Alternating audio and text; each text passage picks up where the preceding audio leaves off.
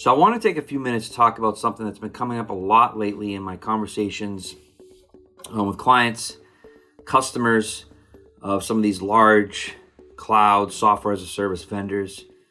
Think Salesforce, ServiceNow, Microsoft, obviously Workday, others, right? So a couple things. Obviously, pricing's important, of course. Price protections are important. You've heard me say numerous times that transparency, especially today with agentic AI, consumption-based pricing, the definitions, the transparency, how much does a conversation cost? How much if I need more? Agentforce, Now Assist, ServiceNow, how much if I need more? But there's something that's been coming up a lot also that all ties this together that I don't think I've spent enough time talking about, right? It's a fairly simple concept. A lot of organizations think they have themselves covered. A lot of these enterprise cloud software as a service vendors will put some level of protection or language in the contract to cover this.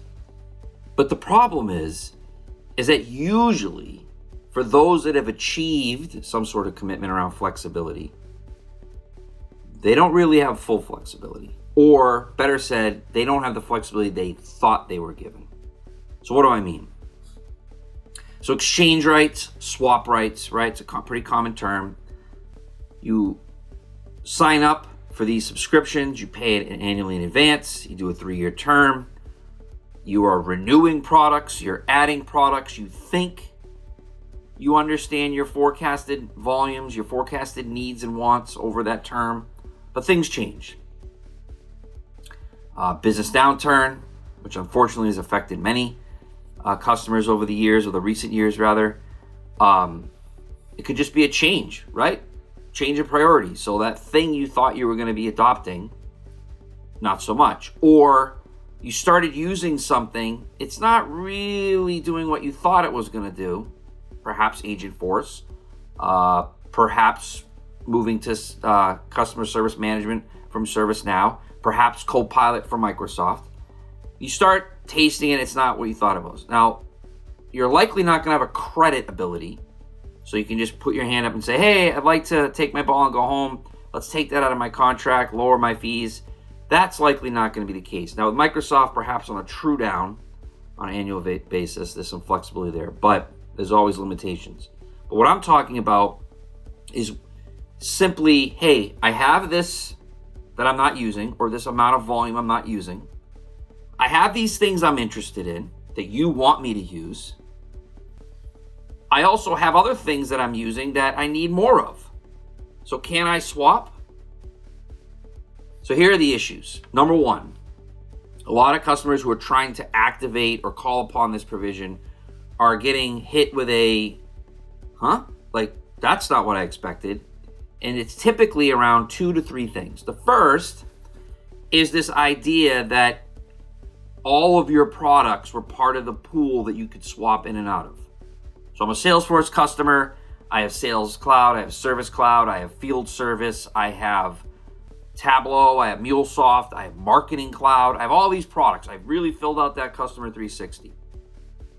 And on the Marketing Cloud side, you're pumping out messages, right? So your super messages volume is going up. Whether it's SMS or not, it's going up. But then on the other side, you're not using as much of whatever it may be, right? Your Sales Cloud volume, the headcount been reduced. You have air that you're paying for. You'd like to swap. Problem number one, and really look at your contracts and really push Salesforce on this issue. You likely cannot swap between order forms or even some of the product families or clouds. So Sales Cloud, volume's going down, reduction in staff, super messages going up. I'd like to swap. Typically, there's language in there that says that, in this example, Marketing Cloud would be excluded from your ability to swap. I've talked about MuleSoft and Tableau or Slack, these acquired entities. Typically, you can't swap across those order forms. So you need more MuleSoft or less MuleSoft. You want to swap back. Can't do it.